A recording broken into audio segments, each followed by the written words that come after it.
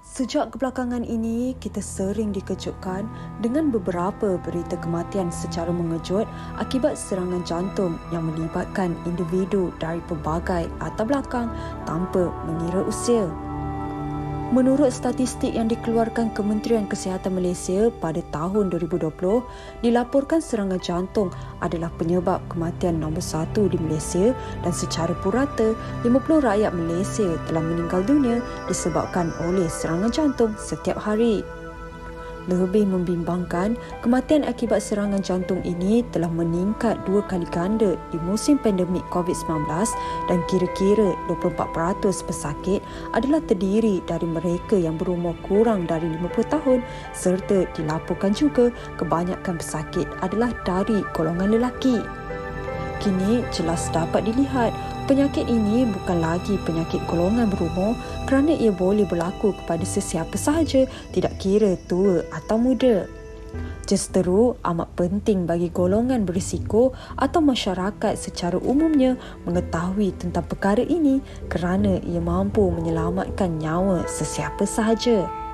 Namun persoalannya, apakah antara faktor utama yang dapat meningkatkan risiko serangan jantung pada usia muda dan langkah pencegahan bagi mengelak dari berlakunya penyakit jantung ini? Okey, kalau kita lihat laporan tadi itu, Fiza, pastinya mereka yang sedang menonton sekarang ini, termasuklah saya kalau boleh saya kongsikan, pastinya boleh berkait mungkin kalau bukan diri sendiri tapi ada sahaja orang di sekeliling yang pernah ada apa-apa penyakit jantung, termasuklah mungkin serangan jantung juga. Tapi ini yang kita nak kongsikan bersama dengan penonton kita pada hari ini. Kalau kita bercakap tentang serangan jantung, terutamanya di usia muda, kadang-kadang kita ini berada dalam keadaan penafian ataupun in denial. Kita merasakan bahawa tak mungkin kita yang muda ini boleh diserang sakit jantung, ataupun kita sebagai seorang wanita boleh terkena penyakit jantung sebab kita kebiasaannya beranggapan bahawa penyakit jantung ini lebih mudah untuk menyerang golongan lelaki saja. Betul. Ini yang nak kita kongsikan pada hari ini. Persoalannya terus kongsikan bersama dengan kami, bersama dengan dua orang panelis kita di studio. Seorang ini hari ini datang bukan sebagai host. Kali ini kita nak dengarkan pengalaman beliau sendiri. Kita bersama dengan Yana. Apa khabar Yana? Alhamdulillah sihat. Sugi. Saya sihat. Oh, dia tahulah nama kita.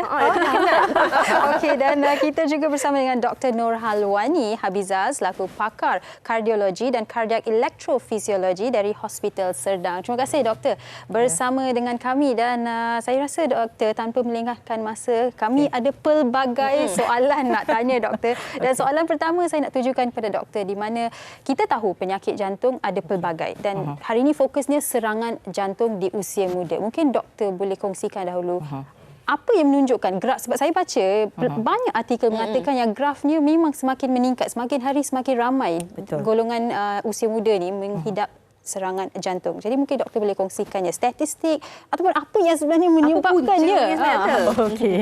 Okey. Assalamualaikum warahmatullahi wabarakatuh. Bismillahirrahmanirrahim. Terima kasih Sugi dan Fiza, juga Uyana. Kata dah nak term kan, masih lagi datang ke dia nak datang doktor? Dia nak datang. Cakap video call je. Baik, Fiza bagi. Okey. Saya rasa komplimen lah dijemput kepada dekat T3 ni. Anyway, bila kita bercakap berkenaan dengan penyakit jantung di usia muda, how young we are talking about heart disease, betapa mudanya, umur 20-an, umur 30-an, umur 40-an. Mengikut Jabatan Perangkaan Malaysia pada tahun 2021, 41 tahun ke atas, sebab kematian tertinggal adalah ischemic heart disease. Maksudnya jantung kita mengalami kekurangan blood flow kepada dinding jantung, menyebabkan nama dia ischemic heart disease dan kematian. Dan kita kena tahu, bila kita bercakap berkenaan dengan ischemic heart disease ataupun penyakit jantung iskemik, dia boleh disebabkan daripada obstruktif ataupun sumbatan, tiada sumbatan ataupun bahagian elektrik jantung, dan selalunya ia berkaitan dengan sudden death. Okey. Boleh saya kupaskan satu-satulah berkenaan dengan penyakit jantung. So jantung kita ni sebenarnya kita boleh bahagikan kepada penyakit salur darah jantung. Kita panggil bahagian piping lah, saluran, dan dia berkenaan dengan kepada blood flow kepada jantung, dan juga dinding jantung, injap jantung, dan satu lagi Tuhan jadikan ada satu bahagian elektrik jantung.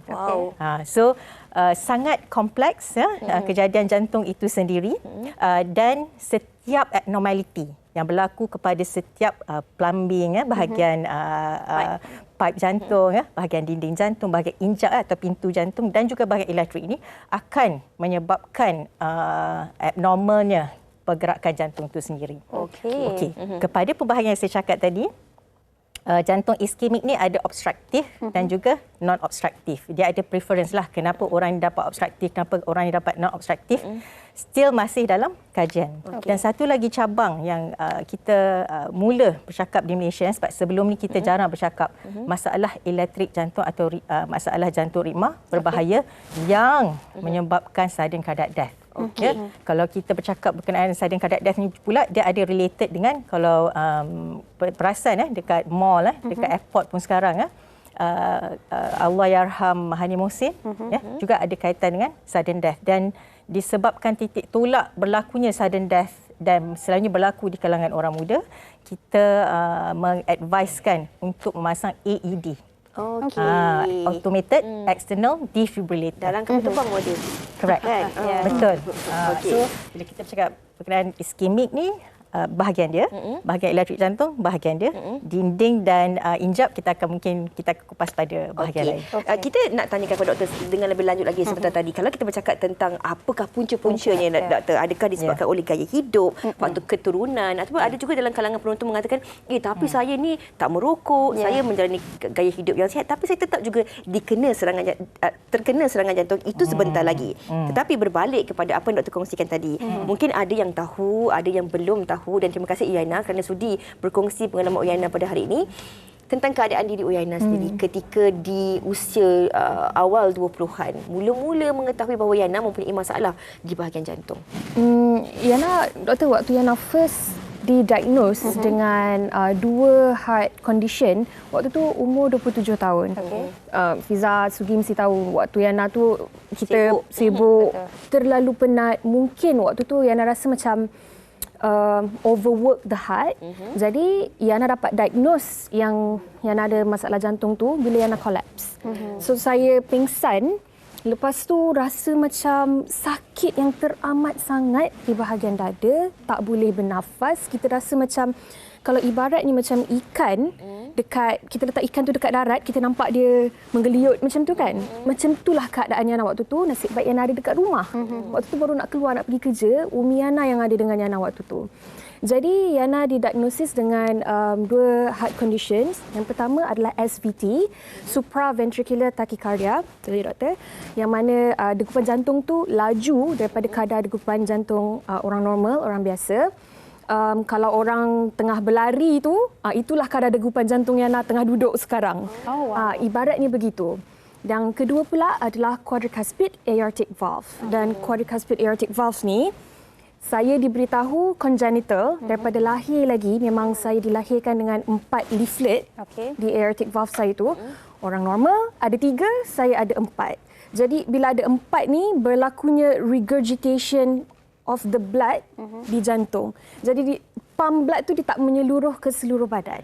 Tapi Yana tak pernah tahulah the first symptom tu masa Yana collapse. Betul. Waktu tu baru tahu ada masalah jantung rupanya. Sepanjang 27 tahun ni rasa sihat? Rasa sihat, tak ada masalah. And kita memang sangat-sangat aktif juga. Kita biasa bekerja, kita exercise dan sebagainya. Tak merokok, tak mengambil minuman beralkohol dan sebagainya.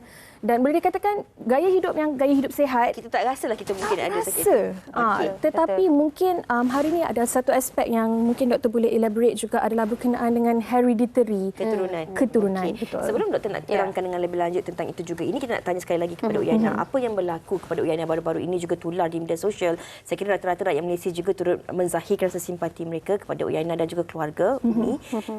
Keadaan arwah abang ketika meninggal. Arwah abang tidak diketahui penyakitnya. Kalau mungkin Uyana boleh kongsikan selepas arwah meninggal, keputusan postmortem menampakkan bahawa arwah mempunyai serangan jantung dan arwah juga berusia 35 tahun ketika meninggal dunia. Kalau Uyana boleh kongsikan. 35 tahun, seorang yang sangat-sangat aktif, cyclist, seorang doktor tentera, sangat fit, tapi waktu tu dia disahkan meninggal dunia disebabkan oleh jantung tersumbat. Dan apabila kita buat postmortem dan postmortem result tu kita dapat, rupa-rupanya jantung dia dah 100% block. Okey. Jadi itu yang menyebabkan serangan jantung tu berlaku, dan saya rasa waktu tu juga tengah high intensity training. Dia tengah cycling, memang tengah atas basikal. Jadi nasib baik ada sepasang suami isteri kat belakang tengah drive dan nampak dia dah terhuyung-hayang atas basikal. Lepas tu dia jatuh dan dia orang yang pergi membantu dia pada waktu itu. Tapi itu yang Yana nak tekankan dekat sini. Kita macam family semua, kawan-kawan semua terkejut sangat-sangat sebab langsung tak ada tanda. Langsung tak ada simptom. Dia seorang yang sangat aktif macam yang Yana cakapkan tadi. Dari segi pemakanan pun jaga dan sebagainya. Bersenam selalu.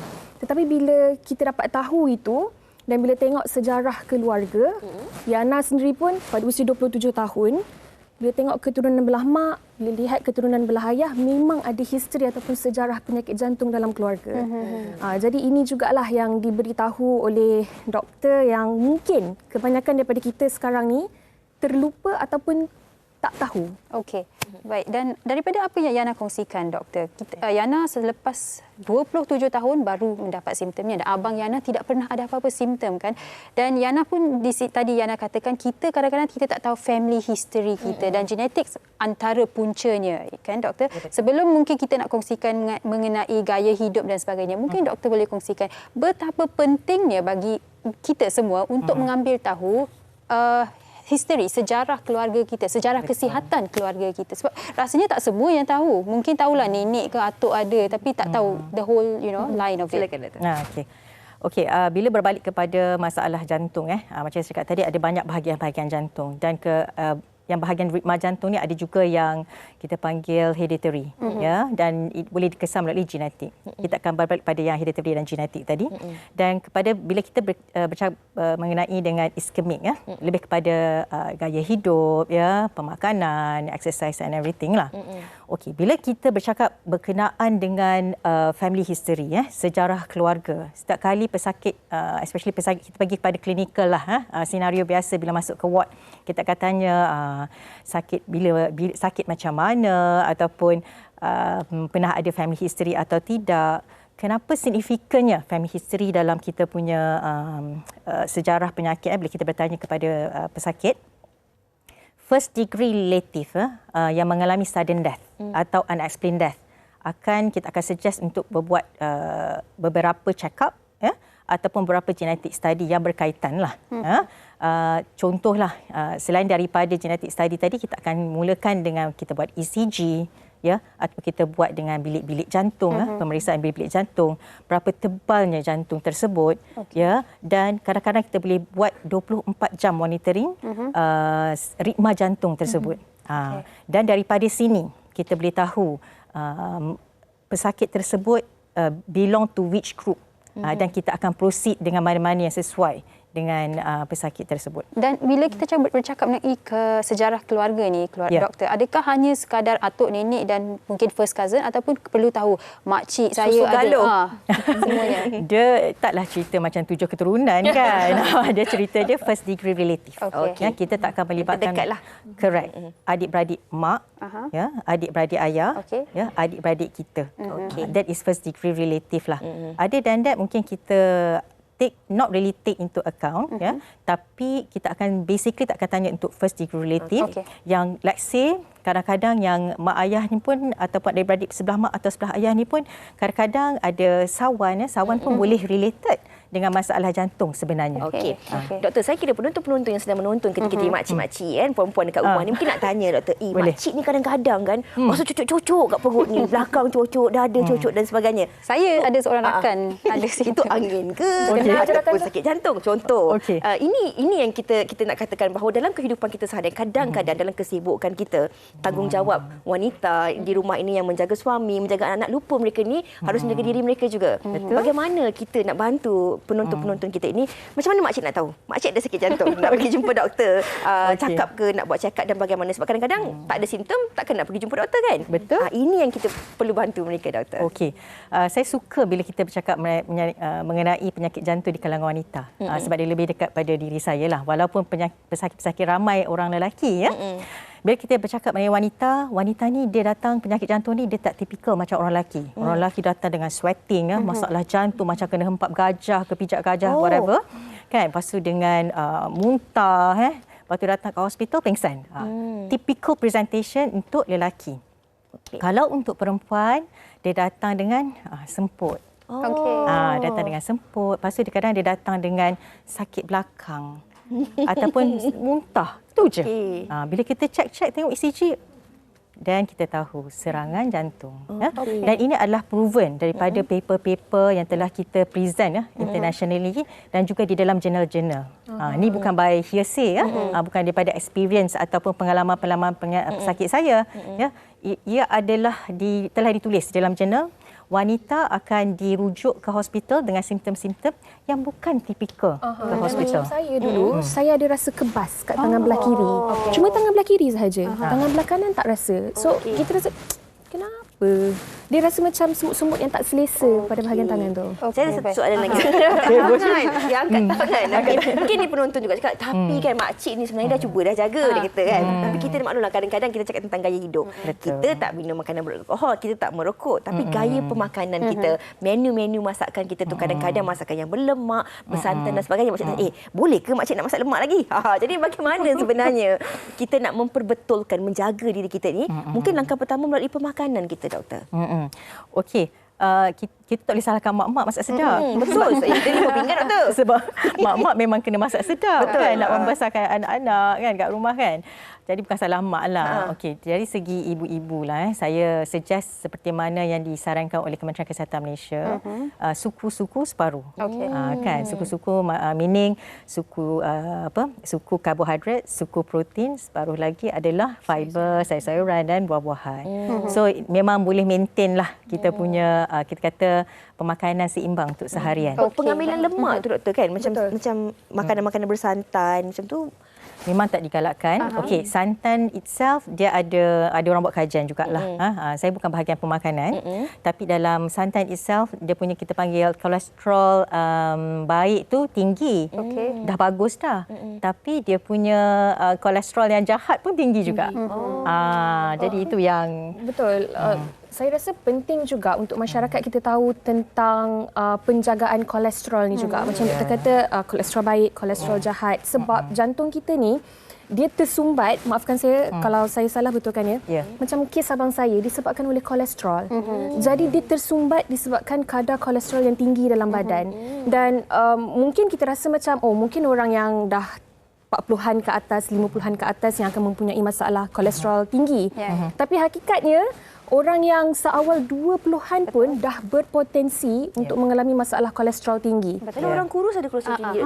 Ya, betul. Itu mungkin kata misperception atau tanggapan salah yang orang kurus ni tidak ada kolesterol, kolesterol rendah, tak ada penyakit. Orang yang paling kurus. Ini saya doktor, ini saya kena kongsikan juga sebab ayah saya seorang heart patient pernah buat bypass. So masa kita bawa ayah saya, doktor dah advise abang saya dan saya kalau dah lepas 30 tahun buat stress test. So selepas kejadian abang Yana tu, saya dan abang saya akan buat stress test tak lama lagi. Dan mungkin ramai juga tak mengambil inisiatif ini, doktor. Kita selalu bercakap mengenai gaya hidup sihat, bersenam. Kan? Kita selalu bersenam. Tapi tak buat test, tak tahu pula apa keadaan. Lepas dalam tu masa bersenam tu, ramai juga kalau atlet-atlet sukan meninggal sewaktu bermain bola sepak. Macam abang Yana pun sewaktu high intensity.